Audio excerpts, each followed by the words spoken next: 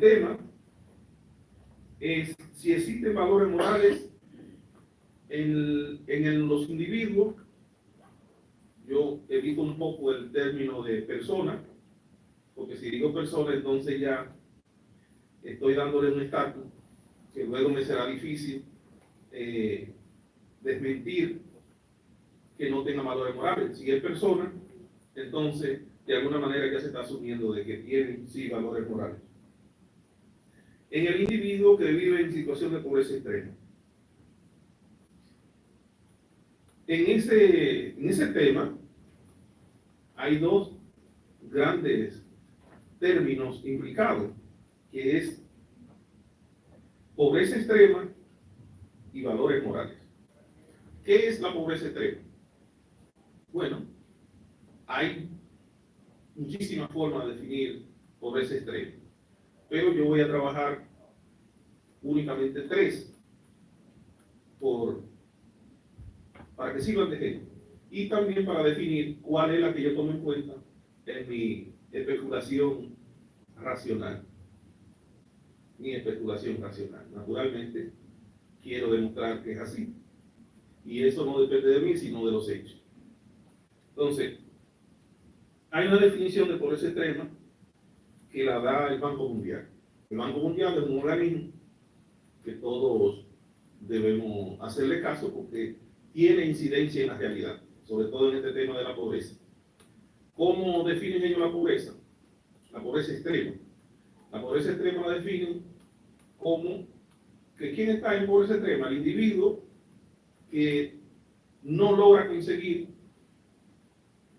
más de $2.15 en esta actualidad. Anteriormente era $1.25, luego lo fueron subiendo a $1.90, y ahora, 2023, que es lo último, el último dato que tiene, lo dejaron en $2.15. Que hasta ahí hay inflación. No, porque ellos lo van ajustando. Claro que sí, porque el dólar también va perdiendo poder de compra adquisitivo. ¿Qué se compra con $2.15 actualmente? ¿Quién podría vivir bien, sobrevivir? $2.15. Serían como 150 pesos al día.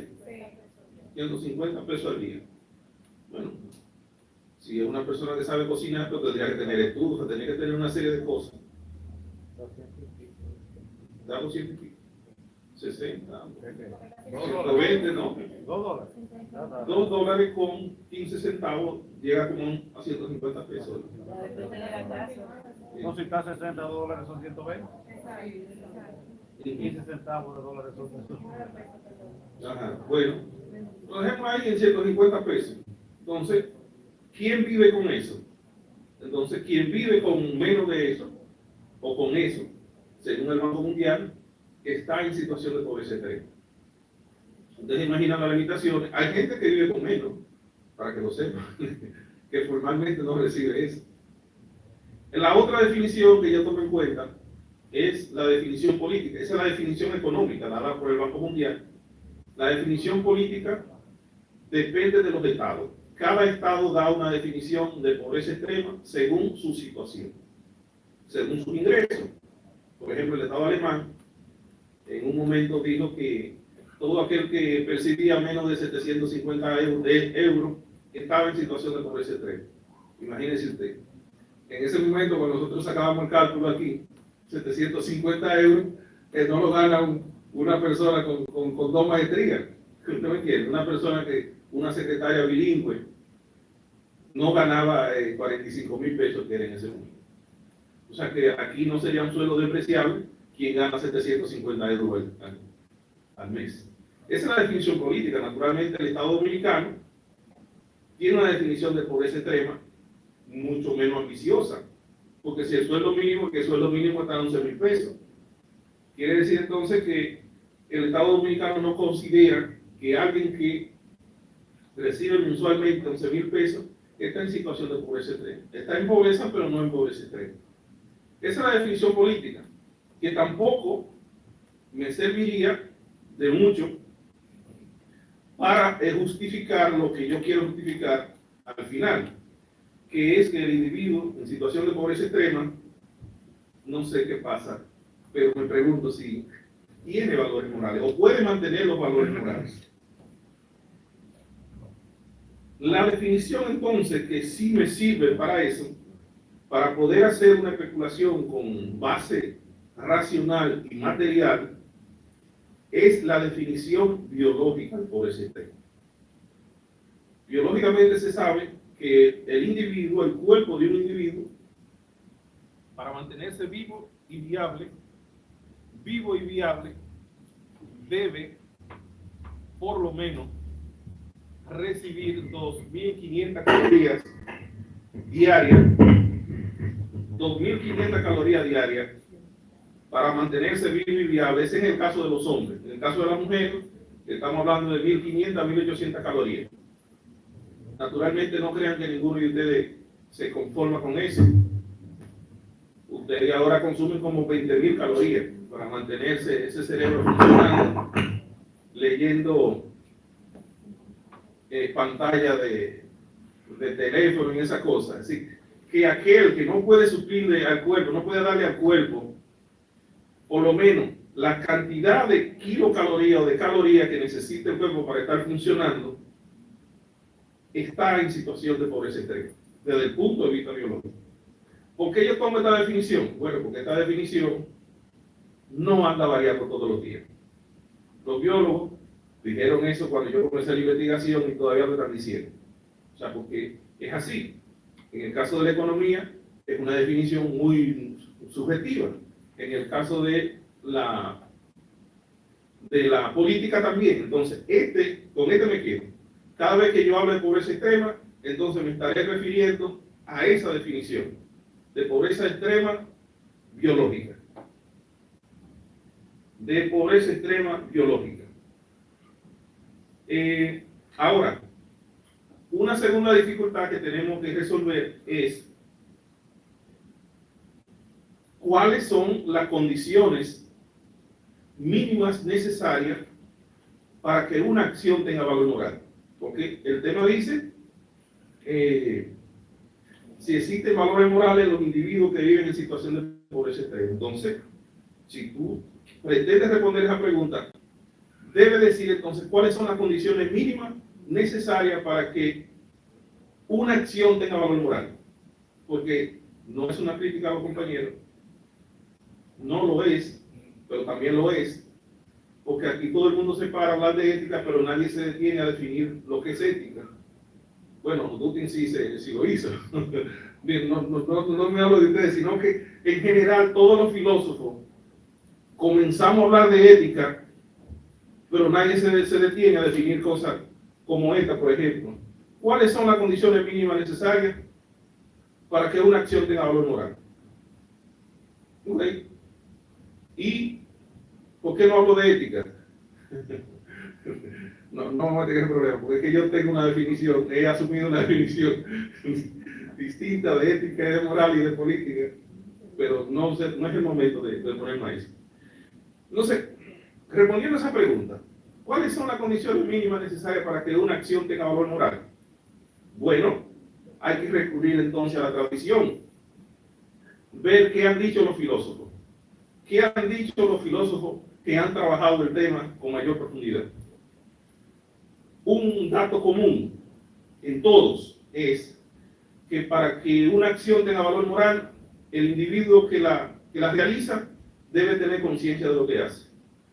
Conciencia de lo que hace.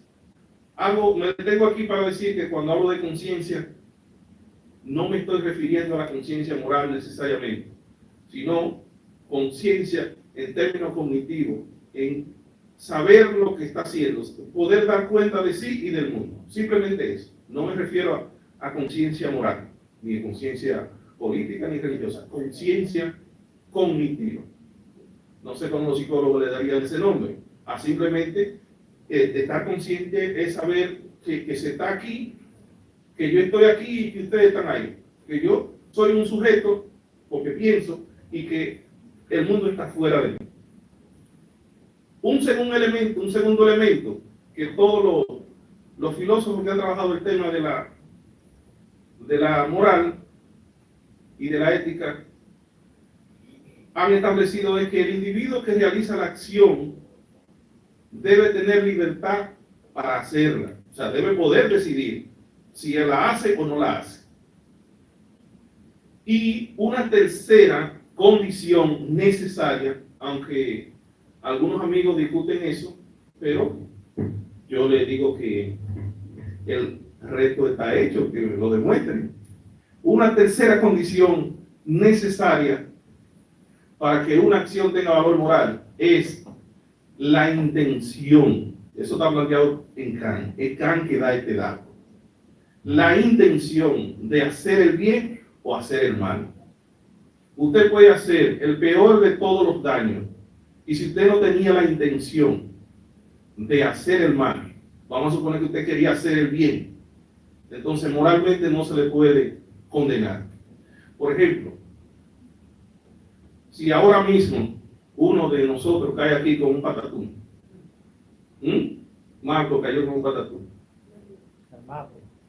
y revisamos la mochila y vemos que dice que él es diabético y hay una pastilla ahí que son para diabetes. Nosotros no somos médicos ninguno. Eso fue que se le olvidó la pastilla. Sacamos una y se la damos. Oh, error. No era eso. Entonces le subimos, le acrecentamos el mal. Porque el caso de la diabetes de él no era eso. Era lo contrario. Él se había tomado su pastilla. Lo que le hacía falta era otra cosa. Entonces, lo matamos. Pero, ¿se puede decir que obramos moralmente mal? No. Moralmente bien, porque nosotros teníamos la intención de ¿qué? De hacer el bien. Claro. Otro ejemplo que yo uso para ese caso, cuando estaban ya de moda los iPhone, el iPhone 12, recuerdo, iPhone 12. Hay una compañera en una aula que tiene un iPhone 12, pero hay un compañero que quiere un iPhone 12 sin darlo la cantidad de dinero que significa eso.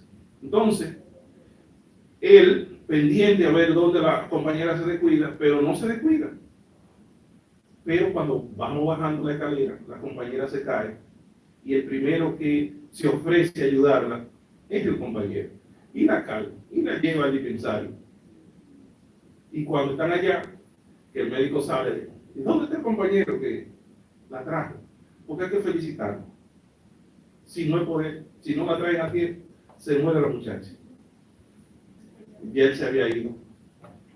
Y después descubrimos que el compañero lo que quería robar el celular no era salvarle, pero fue su oportunidad. Entonces, obró moralmente bien ese sujeto, aunque le salvó la vida a ella.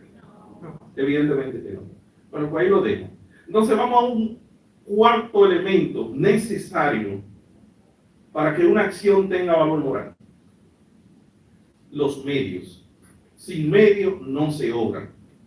Ya hemos dicho, conciencia de lo que hace, libertad para hacer, intención de hacer el bien o hacer el mal, y un cuarto elemento es los medios. Hay que tener medios para obrar. Sin medios no se obra. Así que Marco, su buena intención, si usted se quedó con los brazos cruzados, su buena intención ahí, no ha hecho muchas cosas, porque tiene que tener medios para que la acción realmente tenga valor moral. Yo siempre uso el ejemplo de que en la casa, donde hay 5 hijos, cuando la vieja se enferma, hay que hacer una operación que vale 300, 400 mil pesos. Hay 4 de los hijos que se agachan y miran para donde está mejor. Todo el mundo mira para donde yo se dice, yo sé que está mejor. Trabaja en la guarda, en un sueldo. Todo el mundo se queda ahí. Pero la mamá es de donde está todo, la mamá es de los 5, la madre es de los 5. Pero todo el mundo cruza los brazos. Y todos dicen, si yo tuviera un carro, lo vendo por mi mamá. Yo tuviera una casa, lo vendo. Yo hago lo que sea por mi mamá. Pero no hacen nada, solamente dicen eso. Entonces, el que tiene el carro, el que tiene la casa, que no hace nada todavía, porque está esperando también. Entonces dicen que ese es un desgraciado. Finalmente Joseph tira dos maldiciones y dice, si fuera por ustedes, se muere la vieja, pero yo no la voy a dejar morir porque es mi mamá. Y le hacen la operación y la cura. ¿Quién obró moralmente ahí? El que tiene los medios. El otro, aunque fuera verdad que él si hubiera tenido, vete a la casa de esto, moralmente está muy difícil probar que obró. Y finalmente, un quinto elemento necesario para saber si una acción tiene valor moral es la comunidad que juzga la acción. Presten atención a ese dato, porque no es medalaganario. La comunidad que juzga la acción es la que finalmente dice si una acción es moralmente correcta o no. Eso podríamos traer argumentos de Emile Durkheim, si ustedes quieren, cuando él dice no lo condenamos porque es un crimen porque lo condenamos. O sea, eso es un hecho, como dice Nietzsche. No existen hechos morales, existen hechos a los que le damos una interpretación moral. Entonces, en ese sentido, volviendo a Durkheim, son las comunidades, tal y como decía Dustin, lo bueno, lo malo, aquí y allá. Bueno, la profesora también lo decía, lo bueno, lo malo, aquí y allá, eso es diferente. Hay un relativismo cultural y moral en ese sentido. Son las comunidades las que finalmente juzgan la acción y dicen, eso es malo o eso es bueno, de acuerdo a lo que ellos aceptan, a lo que ellos ven como bueno o como malo. No importa que sea bueno o malo, según la lógica de nosotros. Son las comunidades las que finalmente determinan como bueno o como malo esa acción. Y podría citar un ejemplo que es chocante, muy chocante. En muchos países musulmanes todavía se da el matrimonio entre hombres muy adultos con niñas. Pero no con muchachas de 14, 15 años, no estamos hablando de eso. Estamos hablando de niñas, literalmente niñas. Porque Mahoma se casó con Aisha cuando ella tenía 7 años.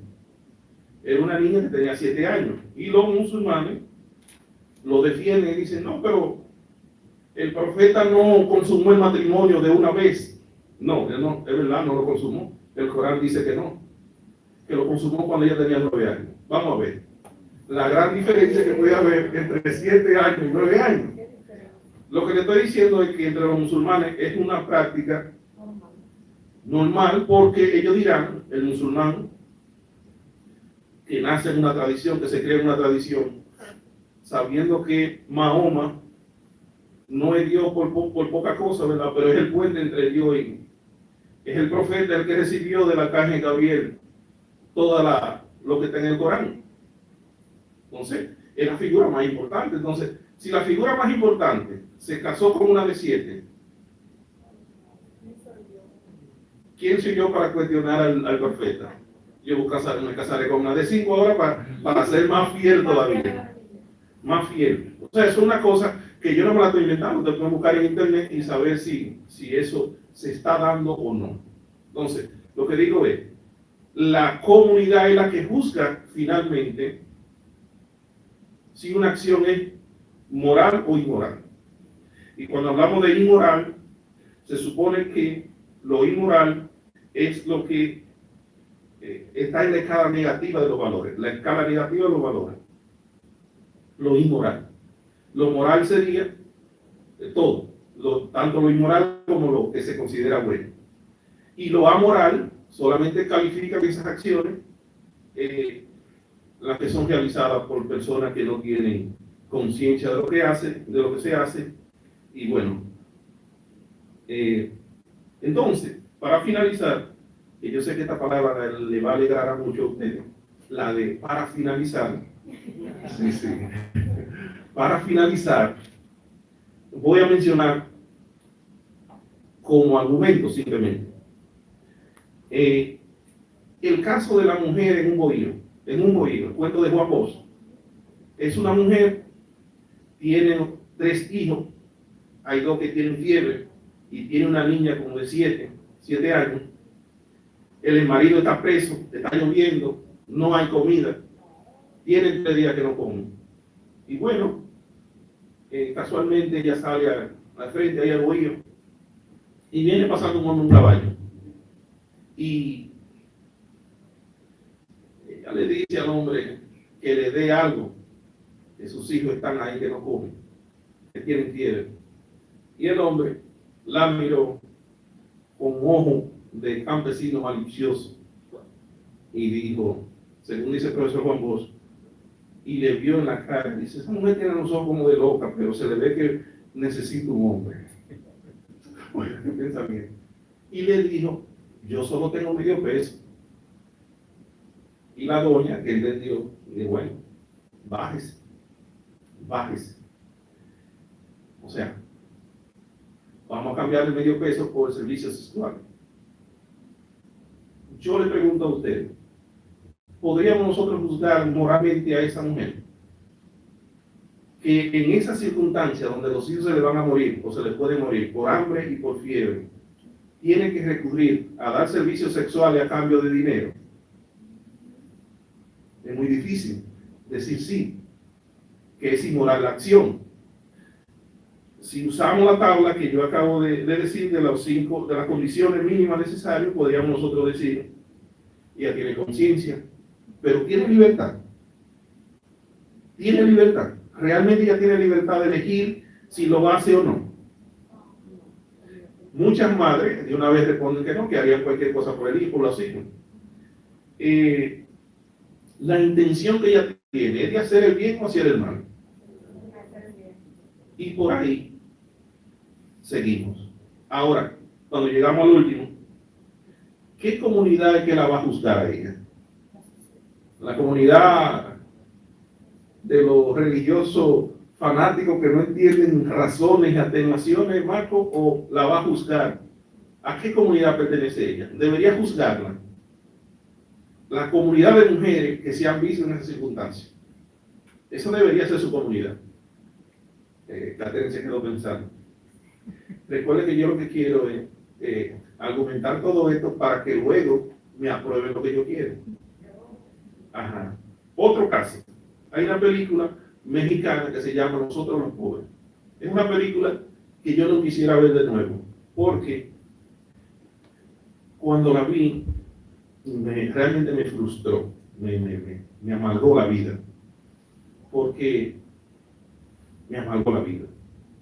Porque es un hombre que era clase media, empleado público, y se matrimonió y comenzó la vida a retorcerse la vaina hasta que tienen un hijo. Y ese hijo se está muriendo y le dan una receta en el hospital y él no tiene para la receta. Y lo que hizo fue que fue a la farmacia y pidió la receta. Oiga, cuando le dieron la receta, corrió por ahí, compadre, pero lo agarraron en la esquina, el pobre infeliz. Y el muchachito se le murió. No, la película termina él como arrepintiéndose, o sea, como dándole gracias a Dios. Y una cosa así, me cayó tan mal ese asunto.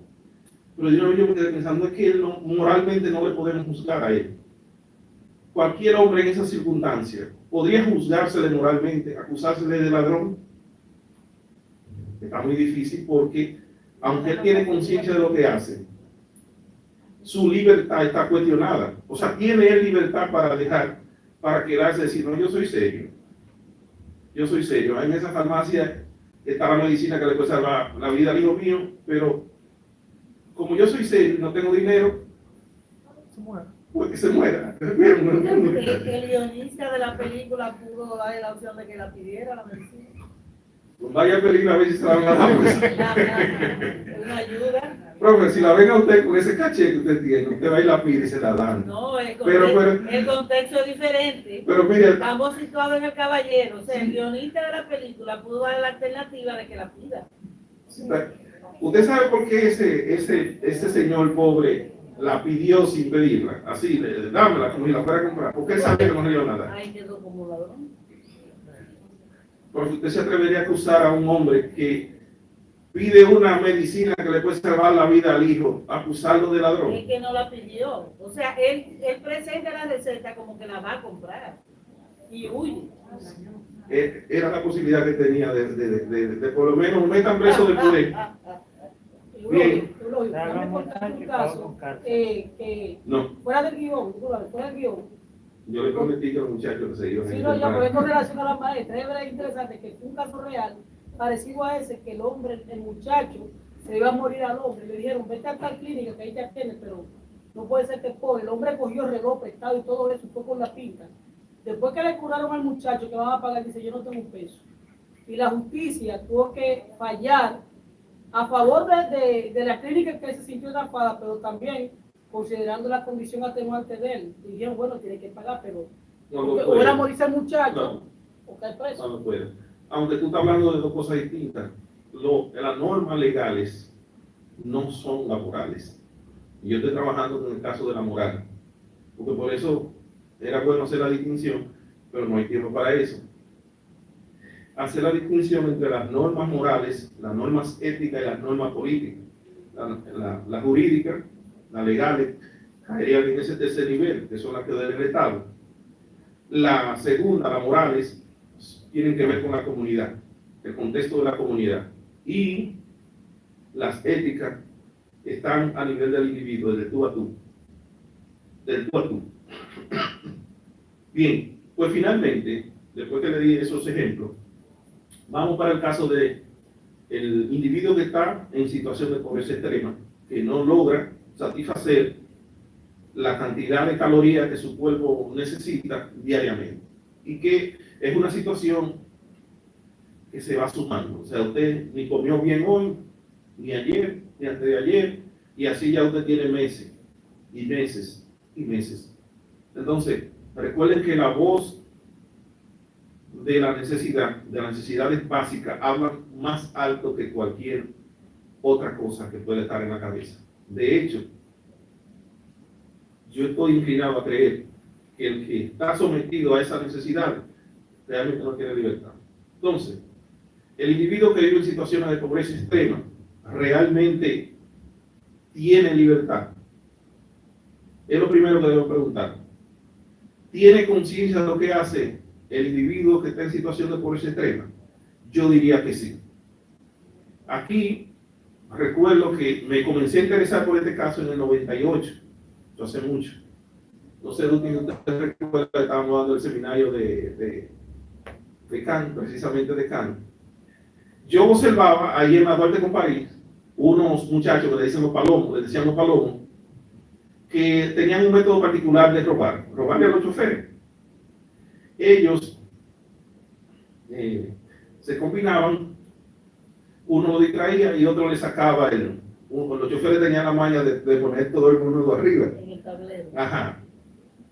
Y bueno, hacían eso. Pero cuando los choferes lo perseguían, la forma de ellos evadirlo era que se embarraban de sus propios excrementos. Estaban sucios de ñeca.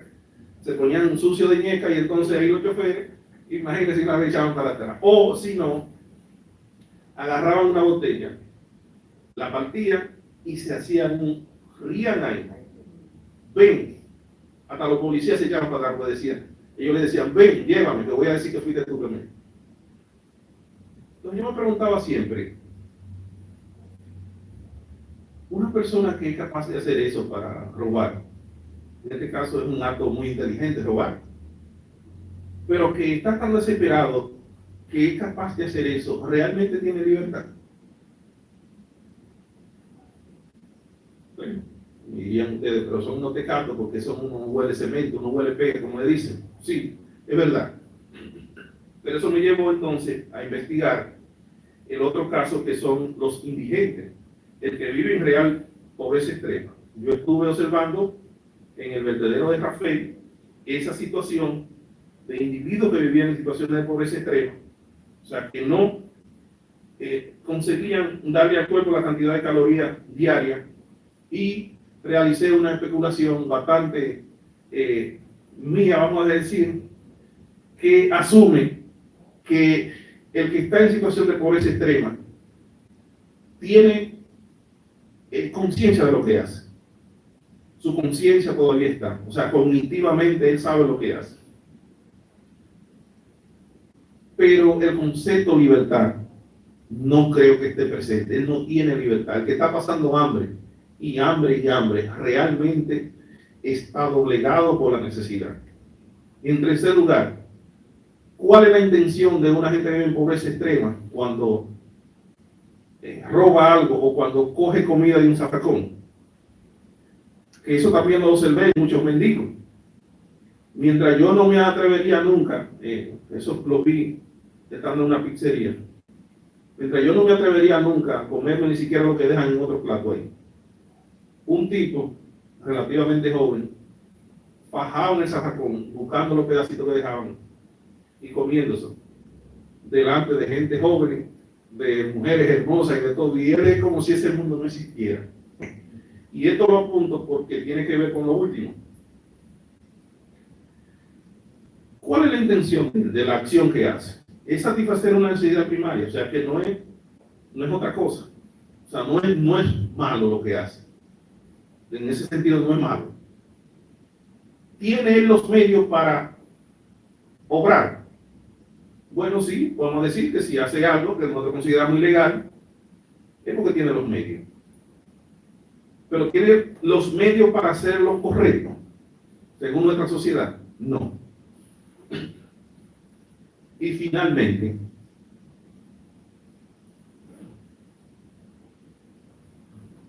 ¿a qué comunidad pertenece ese indigente? ¿A la comunidad de ustedes? O sea, podríamos nosotros decir que él pertenece a nuestra comunidad. Él vive en nuestra sociedad, o más bien, no es que no vive en nuestra sociedad. Él está sobreviviendo en nuestra sociedad. Pero él no ni tiene los valores nuestros ya. Si tuviera los valores, supiera trabajar, tuviera una red de familia y de amigos que lo protegieran. Él no pertenece entonces a nuestra comunidad. ¿Qué comunidad entonces va a juzgar su acción o podría juzgar su acción? ¿La de nosotros? Yo no me atrevería a juzgarlo. Al que está en pobreza extrema, en esa situación que he descrito, yo no me atrevería a juzgarlo. No tendría yo la vergüenza de juzgarlo. Hay un autor que yo trabajé mucho, que se llama Amartya Sen, que trabajó el problema de la pobreza y la agencia moral, que también me daría la razón, pero este no es el momento. Entonces, con eso concluyo. Para mí, el individuo que está en situación de pobreza extrema, no estoy diciendo una gente que pasa un hambre un día. No, porque aquí en esta universidad, yo recuerdo, ¿tú lo recuerdas, Fred? Que por la mañana nos metíamos y por no hacer una fila en el comedor, no pasábamos días sin comer. Bueno, pero es una elección que tú hiciste. Y nosotros hacíamos eso porque sabíamos que cuando llegáramos a la casa, antes fuera a las 6, allá había comida. No estoy hablando de eso, sino del que vive en situación de pobreza extrema, que permanentemente está, que no puede satisfacer la cantidad de calorías que el cuerpo le demanda. Yo concluyo diciendo que ese individuo no tiene valores morales ni puede tenerlo, porque sería injusto de nosotros decir o reclamarle a él valores morales. Muchas gracias.